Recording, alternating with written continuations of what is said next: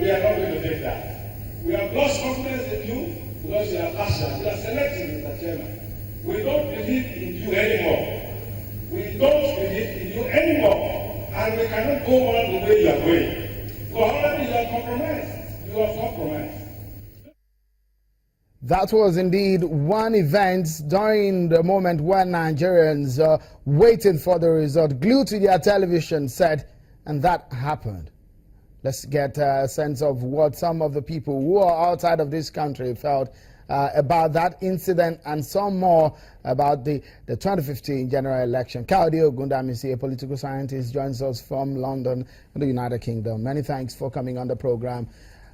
Some of you who watched that stayed with Channels Television to catch live pictures of that incident. How did the world and people, your colleagues where you work, your neighbors who are monitoring the situation in Nigeria perceive the Nigerian election of 2015? Thank you for having me, Shehu. You know that before the 2015 election, we had a period of high insecurity in Nigeria, especially in northern Nigeria, northeast Nigeria to be specific, and there were a lot of stories of doom about what was going to happen during that election. But as a Nigerian in diaspora, when you saw images of women, widows who've lost their husbands, they've lost their children, queuing up for several meters, trying to vote in Maiduguri, and people were under constant attack by Boko Haram in northeast Nigeria, still saying that they were going to come out despite the security challenges to vote. It was a moment of joy for Nigerians in diaspora. Of course, you witnessed the Orubebe incidents and quite a number of skirmishes, but you cannot rule that away in an emerging democracy like that of Nigeria. But it was quite joyful that Nigerians from across the country decided that it was more important to use their ballot paper rather than the bullet to actually voice their desire for change and their desire to move the country forward. I mean, when the word change, especially from the APC, came, we've heard the word change also in the United States and in some part of the world. And when that word is used, it meant so much for a political environment. For a lot of people watching from the outside, and when that change came, what were their perception about a possible new government in Nigeria at that time? Well, people were hoping, when you talk about change, the number one thing that confronts Nigerians in diaspora is the perception of corruption within the society. I mean, everywhere you present your green passport, you probably have to prove yourself over and over. You are actually presumed guilty until proven innocent. I mean, you're a Nigerian, you must be corrupt, and that's the kind of stigma that goes across with every Nigerian. It didn't matter if, like, say, in the UK, you have thousands of Nigerians who work in the NHS, in the medical fields, who are contributing very positive things to the society. That stigma of being corrupt, being untrustworthy, was seen about Nigerians in diaspora. But change to the Nigerians in diaspora and to people who are not Nigerian was this change, a transformation from this perception where we're seen as corrupt to a country where you have hardworking people, and that those minority who make negative impact on the country do not reflect on the large majority of Nigerians who are actually hardworking and quite transparent.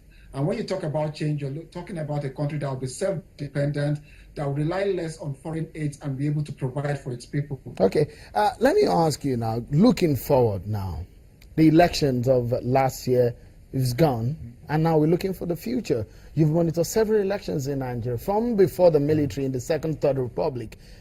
Which way are we supposed to go now? We've entered into the change environment that the APC government preached. But then where are we to go? Well, let me just pick up on two elements of what Kaode said. He talked about Nigeria being an emergent democracy. Then, of course, he also spoke about corruption. To speak to the former, I think, to answer your question specifically, the evolution of a democracy has to move from what I might describe as a representational democracy, which was what happened in 2015. That, quoted the numbers, 15 million people came to vote, and they were all represented around Nigeria. If you look at the maps, it shows that there was a groundswell of geo-representation for this change agenda. But we have to move from representational representative democracy to participatory democracy. That is the next big step in our evolution as a country. And what do I mean by that? We have to now think in terms of democracy, not just as the event of election, but a process of governance, specifically good governance, in which all citizens and all stakeholders are represented under the rule of law. And that is a big leap from just going through the rituals of elections. Okay, yes, we've been there, done that, we have the t-shirt. The biggest challenge now is how do we proceed with good governance moving forward? The other part of his argument was on corruption, which has become a byword, unfortunately, for Nigeria. We really have to understand the etymology of the word corruption. It has nothing to do precisely with money, or as the previous head of state said, stealing is not corruption. The meaning of the word means to corrode. It means to devalue. So what it has done is that it has devalued every single aspect of our national and private lives. Every single interaction in a private sphere, in a public sphere, even a religious sphere is tainted by this mindset that has been devalued. That is the challenge. Yeah, Samson, please, last word in just less than 30 seconds. Electoral process specifically now, which way to go? Are we on the right track with this new INEC leadership? Looking for backward to the 2015 elections? Well, we can be on the right track if the president properly constitutes the leadership of INEC.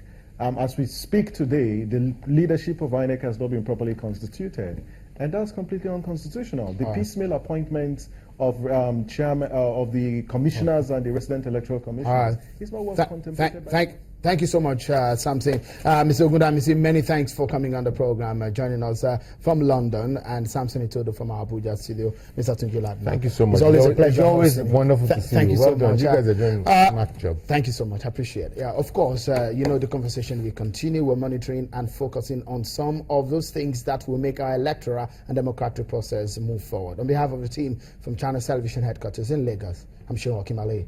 Bye for now.